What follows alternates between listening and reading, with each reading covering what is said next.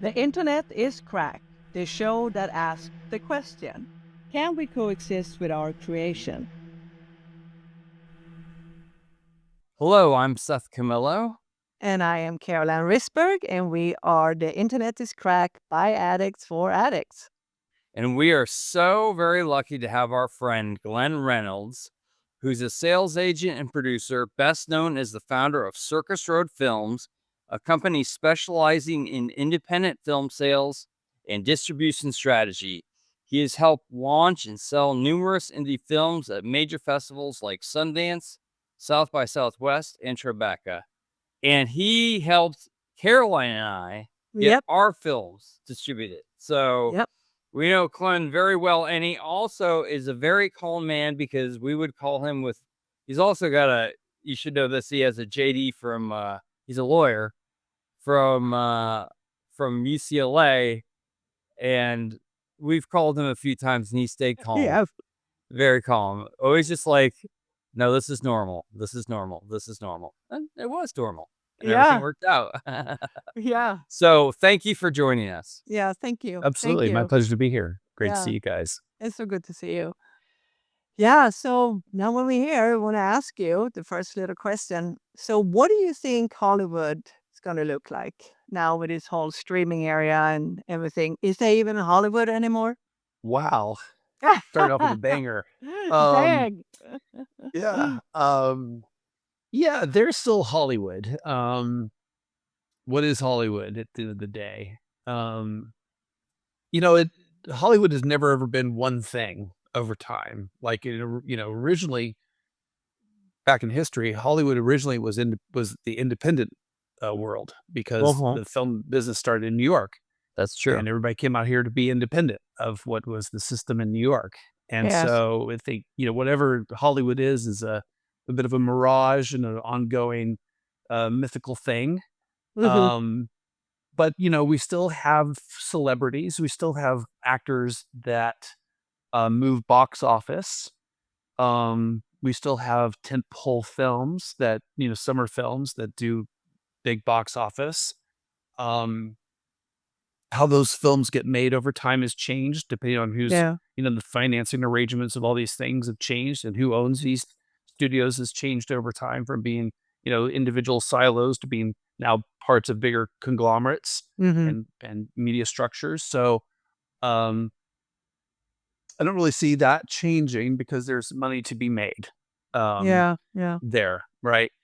Um, and but the verticals keep getting more vertical. Theme parks and merchandising and all these things, wrapped up together in these big franchises that still, I think it would take a few years of massive flops for them to stop making things like F1 or, Yeah.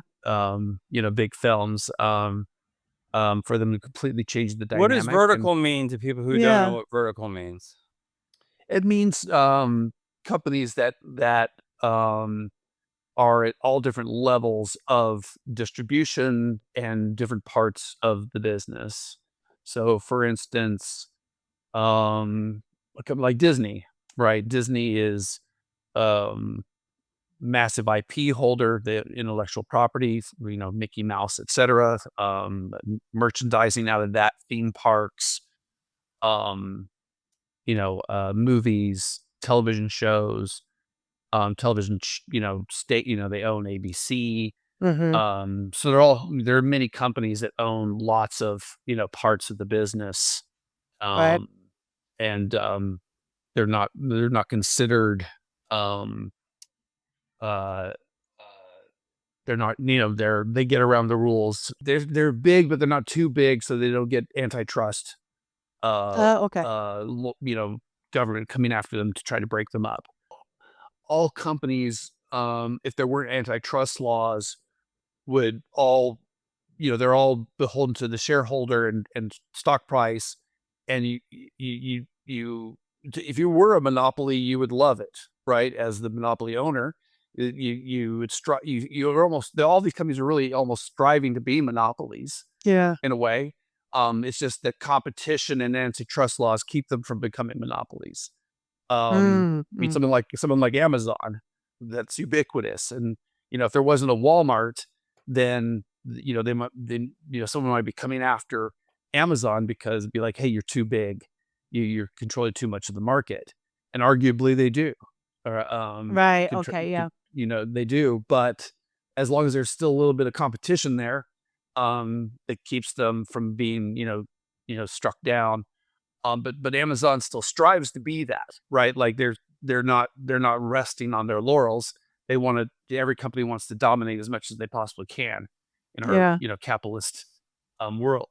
Um, it's the same thing in the movie business. These conglomerates that own um, all the studios, the television channels, if they can Mhm. own it all, like, there are laws going back to the early 20th century that, you know, studios that make content cannot also own theaters, right? And that's Yeah. one way to keep, you know, And to that's the keep paramount antitrust right. verdict. And so Okay, yeah. exactly. And so um that keeps us from being dominated by, just a few entities in terms of what we watch. And there's a more arguably it's more democratic to have, some laws like that in place. I find it very interesting to hear you speaking from your lawyer side when really what you deal in is art. Why did you make a decision to go after helping artists create art? I started out uh in life wanting to be an actor. Mm. Uh quickly realized I didn't want to be a waiter. So I eventually I went to law school, discovered I didn't want to be only a lawyer, um, and then moved out to California to get into film business because the common thing, I've always been a movie lover ever since I was a little kid. But anyway, so I came out here and lucked into a job with international sales agency, um, and really not using my degree at all, just doing acquisitions. Um, Eventually the person doing business affairs left, and I said, "Hey, I can do that." And I started doing business affairs, and um, I helped as the movie transitioned, making some movies. I stuck my foot in there and said, "Hey, I want to be a part of that," and started reading scripts and helping, get movies off the ground. And so 10 years later, suddenly I've had experience selling movies, doing legal, producing movies, and all these things. And I just at one point, I just wanted to do something that I didn't want to work for anybody else anymore. And and kind of looked at the landscape and saw that there were these. I knew that there were these people, producer reps, who basically helped sell films to U.S. distributors. So I thought I could do that. Mm. And I created a website 20 years ago, and here I am still doing it. So I don't know. There wasn't any point in time where I thought like, I could go run a studio, or I could go, Mhm. do this. It's how I kind of fell into it. Like as we Yeah. do in life, we fall into what we're doing. But um, it does for me. I get to do a lot of. I get to kind of. It does fulfill a lot of different parts of my Yeah. personality. I love art. I really love teaching and helping filmmakers. Um, I do love the legal part of it and looking at contracts, but I love it to the point where it takes up 10 to 15% of my day, not 100% of my day. If I was Yeah. just looking at contracts all day long, I probably, I don't Yeah. know. It's not my favorite, not my favorite thing, but I still, it does fulfill a part of me. Um, and back from my days of acting and learning about art and what makes something, quality, what makes something that someone wants to watch, or what moves someone, I feel like informs the way I look at films, whatnot. So yeah, and I haven't worked for anybody else for 20 years, so Oh, it's that's hard to great. imagine being part of the corporate. Yeah. um you know that's a whole nother skill set that I never really developed, how to you know nose your way into the next ladder in the job, and and work Right. your way up in a studio is a whole nother talent, let's say. Yeah, totally. I mean, you really, I have to say it again, like when I made my movie, how much you helped us with the contracts, and I asked you questions, and you was so easy to you explain it, as you were saying earlier, said like, this is normal, but this is not, look into this. And it was so great. So anyway, yeah, you're really good at what you're doing. I don't think there are too many people like you in Hollywood or the world, but specifically in Hollywood. I mean, I feel like you saw in my small films, which were not designed to be small, but I definitely wasn't making, um, a Tom Cruise action film. And you were like into it. You were excited by the artistry. I mean, I feel like that's what made you take me on at least, and I think Caroline, which is your excitement for the artistry of filmmaking. Yeah, I mean, I'm not a natural salesperson, I don't think. I don't think I could sell shoes or stocks. Like I come from a place of really loving movies. I have a question about just because of independent film. And I remember when the whole streaming started, I personally thought, oh, this is great. Oh my God, everyone's going to be able to see my film. This is fantastic. And I realized that that's not really how it is. It's not, I mean, yes, but for an independent filmmaker, I think it's actually becoming harder in a way to make money. Um, Absolutely. can you just talk about a little bit how it changed since streaming Yeah. started? Well, in a weird way, like in a weird way, we've never had it better, and it's getting worse Right. all the time. It's strange because if you just look back, pre-video, Mhm. pre-digital, pre-cable, if you went out and made an independent film, it had to work theatrically, right? Yeah, And so there were very exactly. few made on that basis because what are you doing? Like you're really risking everything. Mhm. Then you got to hope that some person in Hollywood picks up your film, and at that point in time, they didn't have acquisitions people looking for films. You had to just bust your way in or find someone to finance your own theatrical. And there's a history of that. If you look back in the 60s and 70s, there are, films that we kind of consider independent because they were not made in the system that had been established by then. Mm. Um, so the real thing that boosts independent film is video and cable, because suddenly there's stores around the country and around the world that need content. Alright. And there are cable channels around the world that don't make their own content yet, like HBO, that need content. And they don't get enough from the studios. So there's this massive opportunity for independents to fill that void. And so especially in the late 80s to 90s is really the boom Yeah. time for independent, Yeah. and the proliferation of independent. Um, and then, a few things happened to kind of knock us down, including the writer's strike, which kind of leads to a proliferation of reality television, the digital revolution, which helps make more films, but also enables, um, you know, filmmakers around the world to Mm. start making content.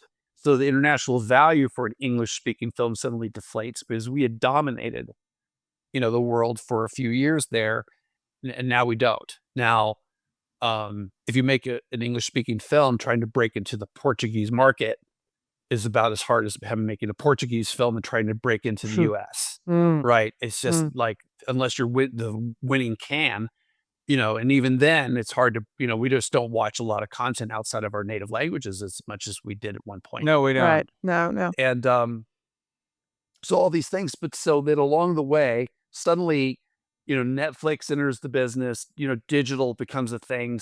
And DVD stores, go away. But Yeah. now we've got Netflix, which has kind of helped kill that, Yeah. becomes an opportunity because they're not making their own product yet. Um, Amazon enters the fray. They're not making their own content yet. So they're giving pretty great deals, both on a streaming level, they're paying, 15 cents per view if you just put it on there. Yeah. Um, and they're buying films out of Sundance. Like if you don't get a deal with anybody else, they'll give you 200 grand just because you're in Sundance. Yeah. They did that for a couple years. And so they enter the market, but then they do what everybody else does that eventually comes into the film business. They start making their own content because they discover what their audience is, and they discover, hey, if we control it and Yeah. make it, there's a better return, and we don't have to rely on the independent world and the weird stuff they're making to make more mainstream type stuff that people mostly want to watch. And so fast forward to today, um, it's very tough to get a deal with Netflix or Hulu or Peacock or any of these guys because they're making most of their own stuff. Um, and we don't really have big DVD value like we did at one time. You can still get still some DVDs, but it's not easy. Um, No. so we're really relying mostly on transactional video on demand, which is Yeah. anywhere you can buy or rent a movie online, whether it's on Amazon for $4.99 to rent it or on Apple TV to buy it and have it sit there forever for $10. Um, or the other platform that people are monetizing is advertising-based video on demand, which is platforms like Tubi and Pluto and Roku, where Mhm. there's no transaction and people are watching it for free, but those companies pay royalties per view just to have the content on there, and they make money via advertising. So an ad pops up. So those are Mhm. the two main revenue Yeah. sources, with TVOD shrinking Yeah. because more and more people don't want to watch stuff where they have to pay for it anymore. Right. They're like, hey, why would I can just watch YouTube stuff or TikTok or whatever, like for a couple hours. Why, pay $4.99 when I can, and there's endless stuff on Amazon or Peak or Netflix to watch. Right. Um, but then AVOD's grown a little bit over time because it turns out people don't care that. I mean, at least a lot of people don't care about watching commercials as long as they can watch it for free. They'll watch some commercials. And so why, some people are like, why have Netflix? Why pay 15 or 20, whatever? I don't even know what it costs anymore. Yeah. 20 Yeah. bucks a month for Netflix when I can just watch stuff on Tubi for free. But the other thing going on now is that Tubi's been bought by Fox, Yeah. and Peacock has become more selective in terms of what they put on there. So again, we're probably go through another transformation where it's like, how does an independent, these same platforms that were like, okay, great, AVOD's here, but then AVOD starts to say like, well, we can use it, we can just put our own content on here. And they start to at least the companies that dominate in that space stop relying on independence as much. Right. So that's the dilemma today when you've got an independent film. There's still the strategy if you kind of become one of the best film, if you happen to make one of the best films of the year, then there's Sundance, Toronto, South by Southwest, Tribeca, where you can premiere a film and hope that the buyers come hot dogs or, and some of the international festivals, Cannes, Venice, etc. Where if you premiere there, the buyers show up and you can sell the film. But even those festivals have become harder to sell films out of. Yeah. It used to be, 20, 30 films coming out of Sundance back in just 10 years ago, would be announced having $1 million here, $10 million there. Mhm. Now it's more like 4 or 5 coming out of Sundance, getting those kind of deals. I think Caroline and I, although it's not like we're famous yet, but we've definitely gone through the cycle because it was 2018, 2019 when we first came up with this idea. And at first we wanted to do it as a docuseries. So I went to a seminar at Chapman that was I have been a film professor in the past. So I only got an email. Everybody asked me like, how'd you know this was here? And I was like, I was on the professor email list. And they in 2018, maybe it was 2019, they were just starting Disney that day. Disney Mhm. Plus was like starting that day. And it was just, you could not have had a more positive vision of what the future was going to be. Mhm. They had slides. I have them on my phone that I shot. 22 billion is going to be spent by Netflix on new content, and it's going to come from independent producers, and then it quickly changed to them making their own stuff, not need. And I think the key to me, now correct me if I'm wrong, but these streaming services, these internet services, realized they don't need as many titles as they thought they needed to keep their audience. Yeah, I think that's true. They don't need it. They don't need the quantity that they Yes, thought they that's what did I'm at one saying. point, Yes, for that's what I'm sure. saying. Um, and in addition, you see all of them, Amazon, Netflix, and all of them diversifying in what kind of content they have outside of film. So you see sports now Yes, Yeah, on yes. yeah. Netflix and Amazon. You Amazon, see Netflix doing too. wrestling on Netflix, of Yeah, all things, yeah. right? Can you imagine, like, when Netflix first came out and you were like putting on you back in the day, you would queue up all the films you wanted to watch on DVD by Netflix, and you Yeah. get a new one in the mail, and it was Yeah. purely a film thing. And imagine, like, years later, like, well, one of their biggest things is going to be wrestling, Yes. professional wrestling.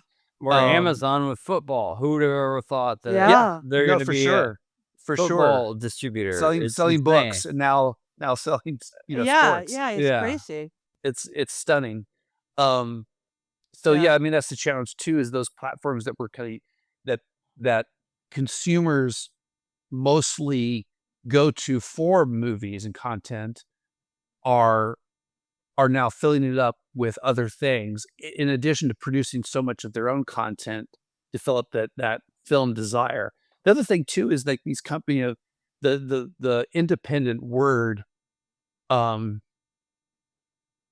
is a bit I don't know, vague, but it's adjustable, in that there's a lot of films that, like, I hesitate to call independent, that use the independent moniker, Uh-huh. Yeah. because there is a world of what I would call Hollywood independent, where you got A24, Yes. which started as a purely independent company because they picked up Mhm. somebody else's movie and they distributed it, to where they are now, where they're making most of their own content, either wholly themselves or with partners, usually, with an indie filmmaker that they discovered, and now they're making film after film with them. There's a company like Neon as well, Yeah. where they're still independent in the sense that they're not owned by a studio, right? They're still individual entities. Right. But they are, and they're making interesting content, per se. Like, they're making Uh-huh. interesting films with interesting filmmakers. So they kind of deserve the word independent too, themselves, because even though they're really well financed, there's a lot of money, and they know what they're doing, and they're not going anywhere. They're not holding on by their fingernails like some independent companies are, but you know, they they certainly are gravitating from being Hollywood independent to studio, in a way. Mhm. And if you think about something like a company like Lionsgate has already kind of gotten there, in a way, and become like a studio. We don't really think of Lionsgate as being an independent company anymore, but it certainly was independent. Mhm. And probably was where A24 was, 10 years ago.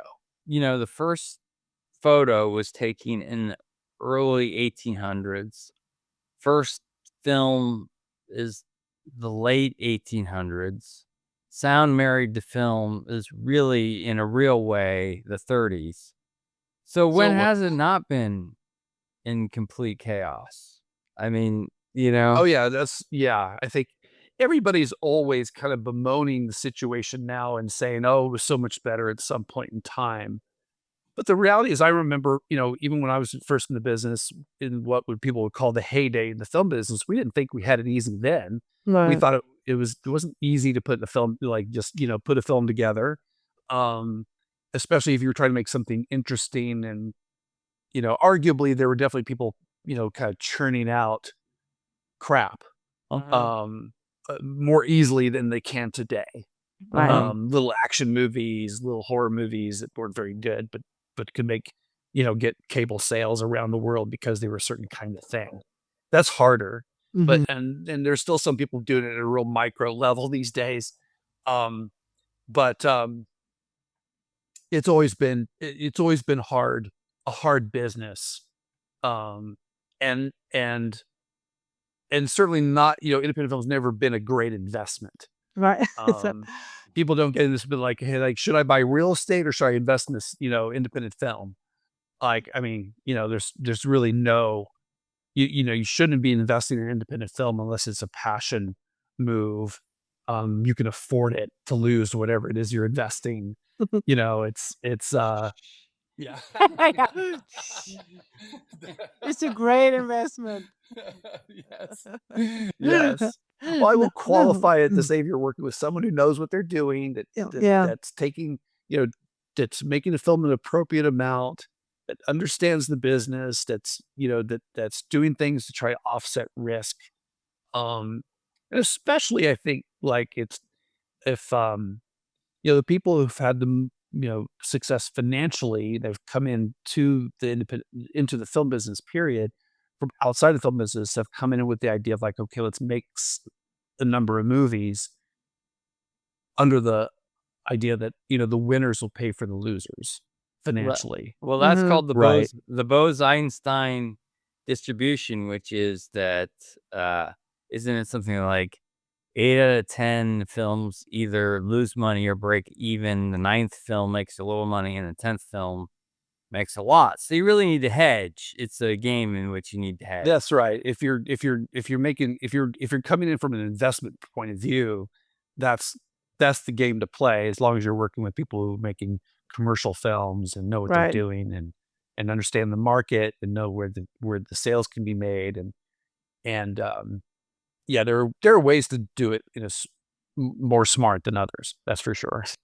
Well, I feel like when it comes to once again to independent films, where, for example, the film festivals, as you were saying earlier, I do see like uh, not say, but I like Sundance and Brad Pitt is in it. I was like, this is not independent, you know.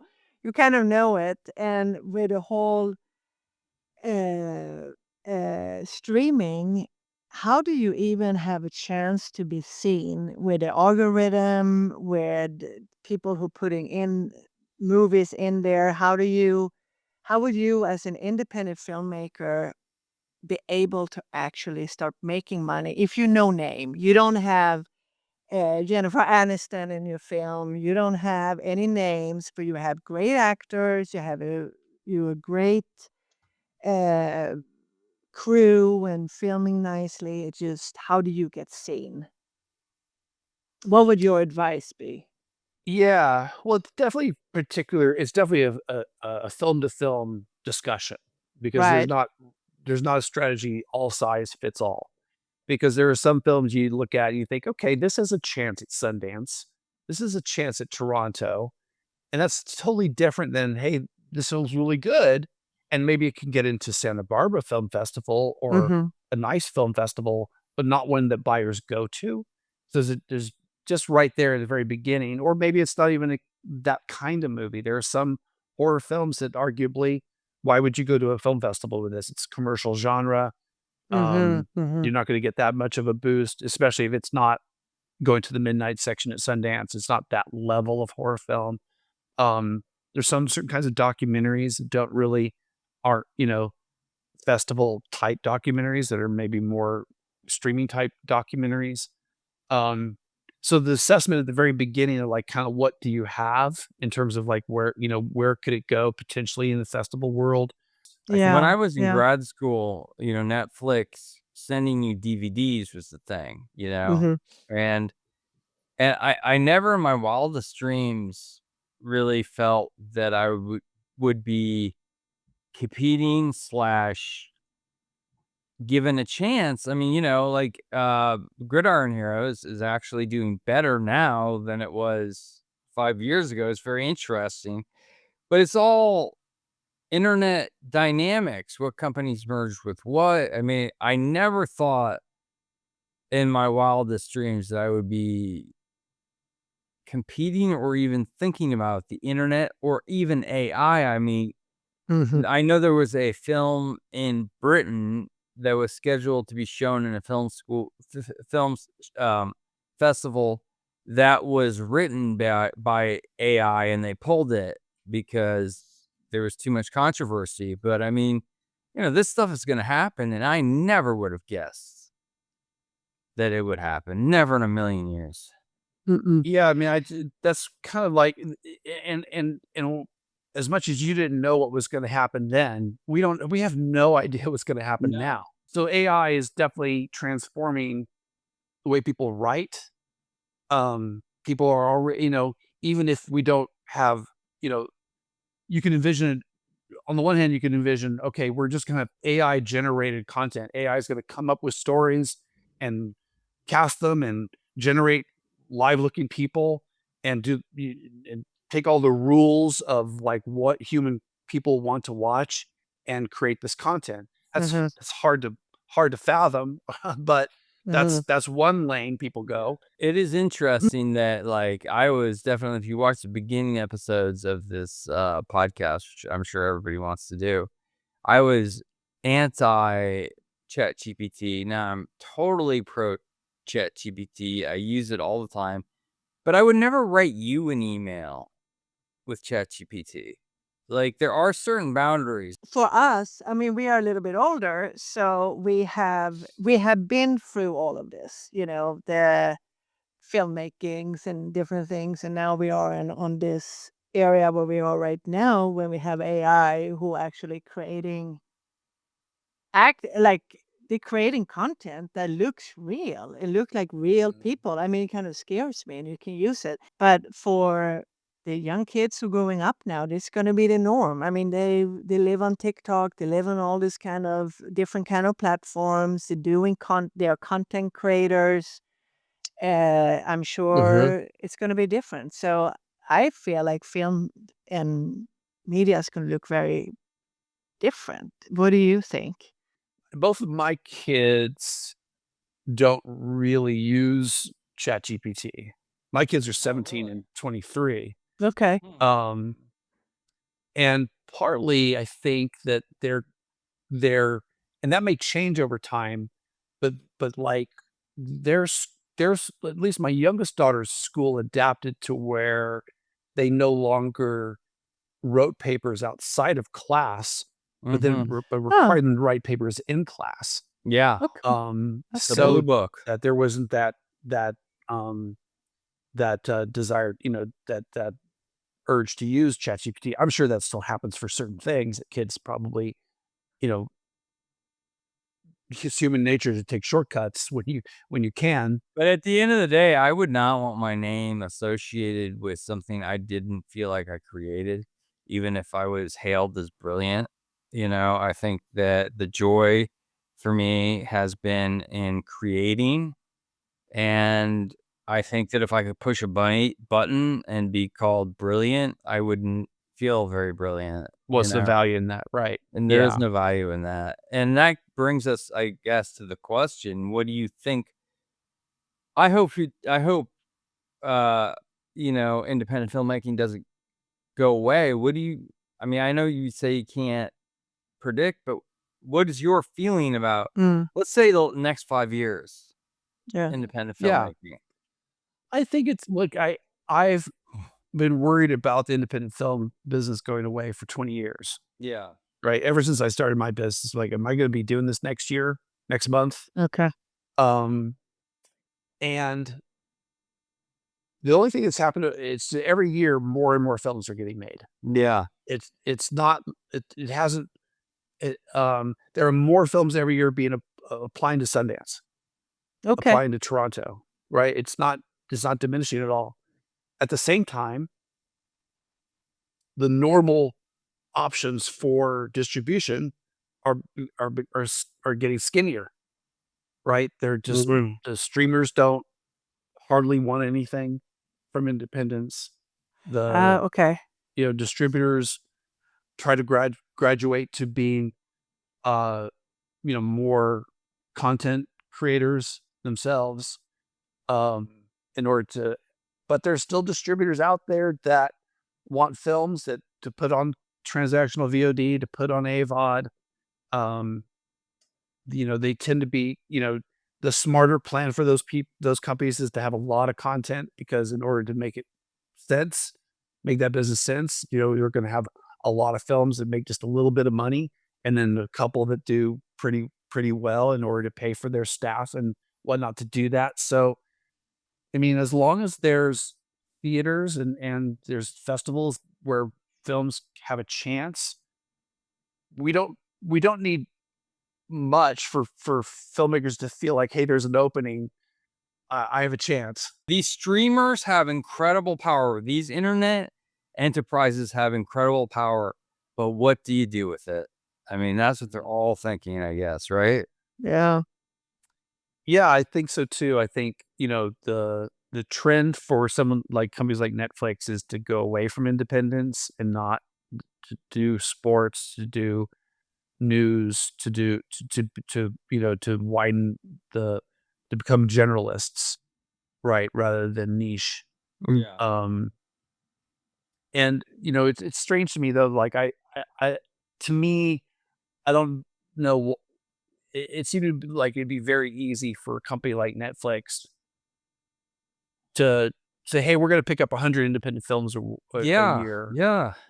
for 25 grand." Or something nominal, because people Yeah. would just eat that up, like, even though it doesn't help the cause, like, and have a page on our channel where it's independent film, and the the goodwill that would create among the creative community with that Yeah. company would be, to me, so beneficial. And I But think they would pick up the Atlantic readers, the New Yorker readers, the Architectural Digest readers. I think there is a yeah, place for for some that. reason, like, I don't know that that's been ever a notion that they've ever entertained and cast away, or if it's just not like, maybe when they crunch the numbers, that makes no sense at all, Yeah.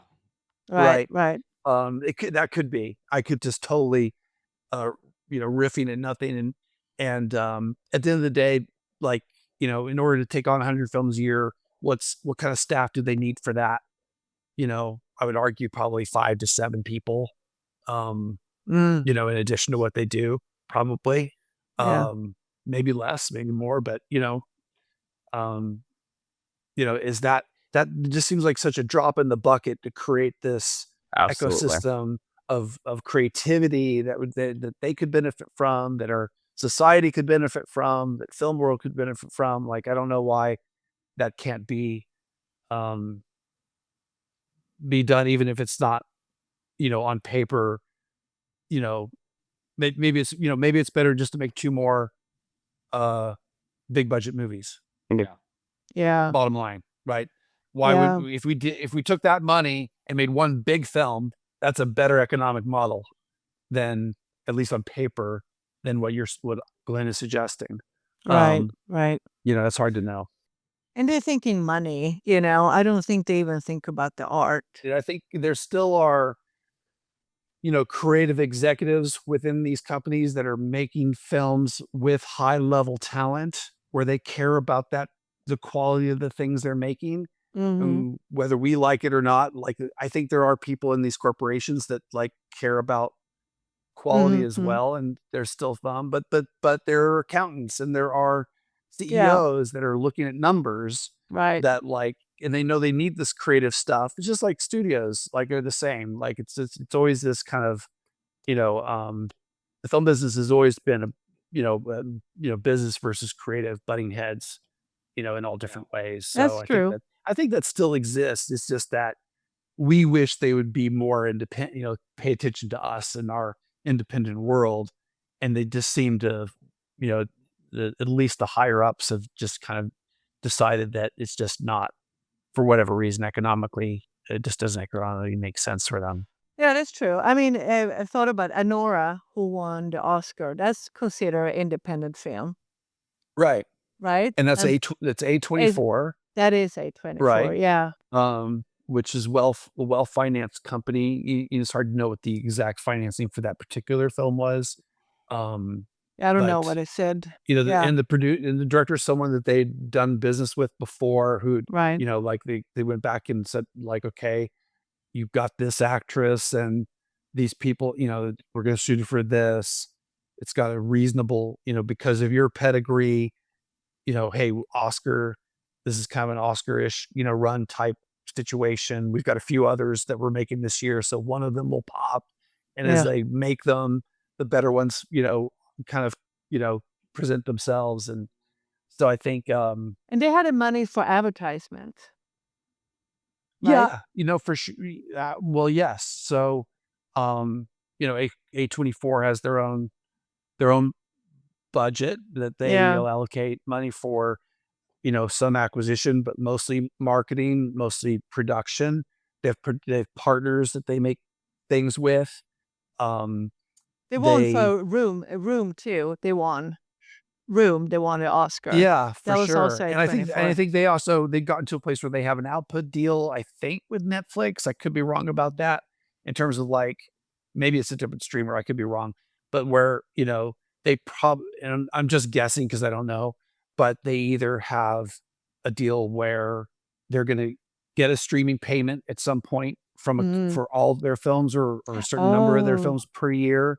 And so they, because they've reached that level of trust with the streamer where they'll pay them, or it's based on sometimes it's based on, okay, if you make box office, we'll pay X amount of money. At least that's the way it used to be done with output deals.